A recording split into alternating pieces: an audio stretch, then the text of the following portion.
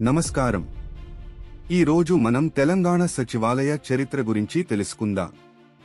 ఇది కొత్త రాష్ట్రం నిర్మాణంలో ముఖ్యమైన చారిత్రాత్మక కట్టడం.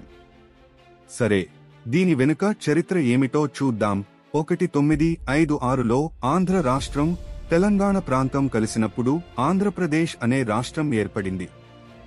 ఈ రాష్ట్రానికి హైదరాబాద్ రాజధాని అయింది.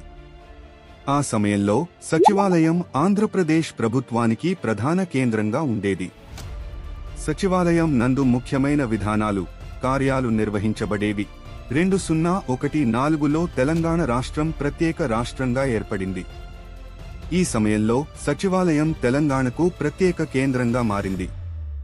కొత్త ప్రభుత్వ ఏర్పాటుతో తెలంగాణకు సొంత పరిపాలనా మోడల్ రావడం ప్రారంభమైంది. ఇది తెలంగాణ ప్రజల కోసం పాలనలో ఒక ముఖ్యమైన మలుపు. 2020లో నాటి తెలంగాణ ముఖ్యమంత్రి కేసీఆర్ సచివాలయం కూల్చివేతకు నిర్ణయం తీసుకున్నారు. ఆయన ప్రకారం పాత సచివాలయం అనారోగ్యకర పరిస్థితుల్లో ఉండేది మరియు కొత్త, ఆధునిక సదుపాయాలతో కూడిన సచివాలయం నిర్మించాలనుకున్నారు. కొత్త సచివాలయ నిర్మాణం 2023లో పూర్తయింది. ఇది ఆధునిక డిజైన్, సాంకేతికతలతో నిర్మించబడింది. ఇప్పుడు ఇది ఒక ప్రతిష్టాత్మక భవనం.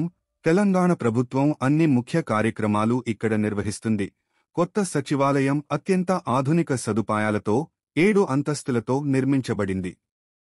దీని నిర్మాణం దక్షిణ భారతదేశం కట్టడ నిర్మాణంలో ఒక ప్రతిష్టాత్మక ప్రాజెక్టుగా నిలిచింది. తెలంగాణ సాంస్కృతిక, చారిత్రక ఆకృతులున్న ఆర్కిటెక్చర్ దీనికి ప్రత్యేక ఆకర్షణగా నిలిచింది. తెలంగాణ సచివాలయం రాష్ట్రం పాలనలో కీలకమైన కేంద్రంగా మారి ప్రజలకు మరింత మెరుగైన సేవలు అందించేందుకు సన్నద్ధంగా ఉంది. ఇది రాష్ట్ర అభివృద్ధిలో మరింత ముందుకు తీసుకువెళ్లే స్థానంగా మారింది. ఇది తెలంగాణ సచివాలయం చరిత్ర.